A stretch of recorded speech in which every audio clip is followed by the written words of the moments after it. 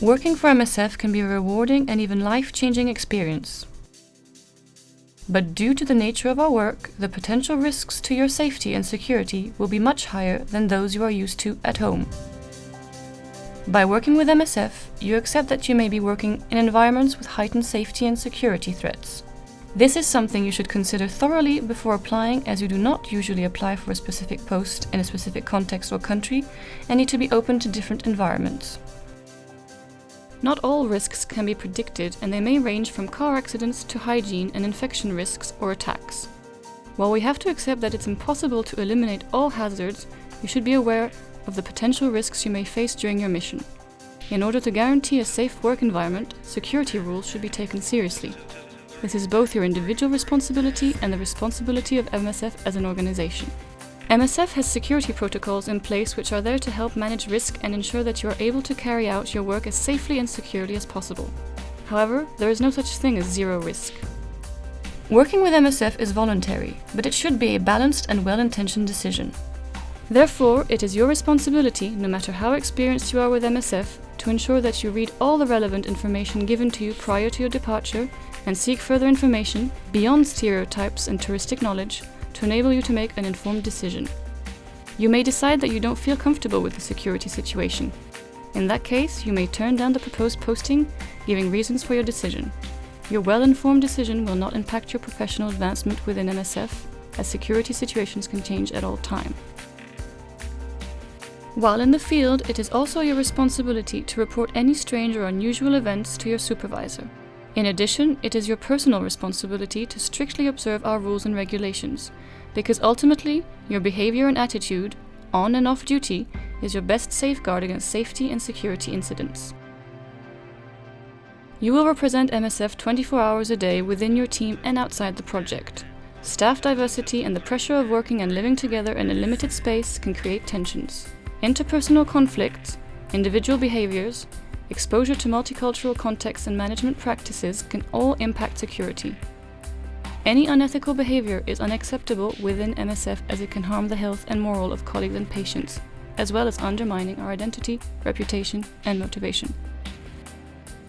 Missions can be roughly categorized by whether they are low, medium, or high risk. On low-risk missions, regulations will be fairly relaxed.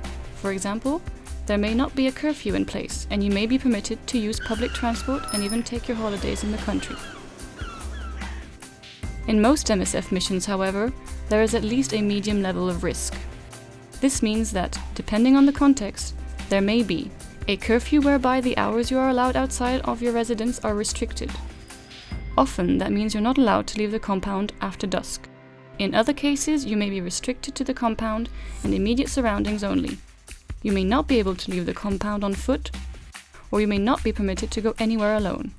You may also be required to adhere to the country's cultural norms, for example, gender segregation in public spaces or wearing appropriate clothing. Use of MSF identification may be mandatory, as it signifies to others that you are representative of MSF and on our charter. Additionally, in medium-level risk situations, personnel are often required to be contactable at all times by radio or mobile phone, and to regularly report their movements. On missions, there is a high level of risk. Your movements may be severely restricted, and you will be required to follow very specific instructions and procedures. You may encounter large numbers of armed personnel in the area, and you may even be living and working close to areas with active armed conflict. In some situations, it is possible that you may have to suspend your activities and travel to a safer location.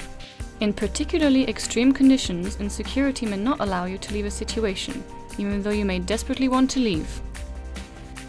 In these situations, it may be safer to stay put than to evacuate. MSF has an established chain of command which ensures that responsibility is delegated appropriately and efficiently. The head of mission is responsible for security management for the entire MSF mission in a specific country and is located at the headquarters within that country. The project coordinator is responsible for managing team security at the project level in the field. He or she will keep up to date on a situation in the project location at all times, will constantly assess the safety and security of all staff, and will ensure all staff adhere to the regulations that are in place. An average field project team has between 4 and 12 international volunteers working in collaboration with up to 200 local staff. So you can imagine this is a heavy task. When it comes to security decisions, the chain of command is strongly hierarchical. The head of mission and project coordinators are in charge and their instructions must be followed.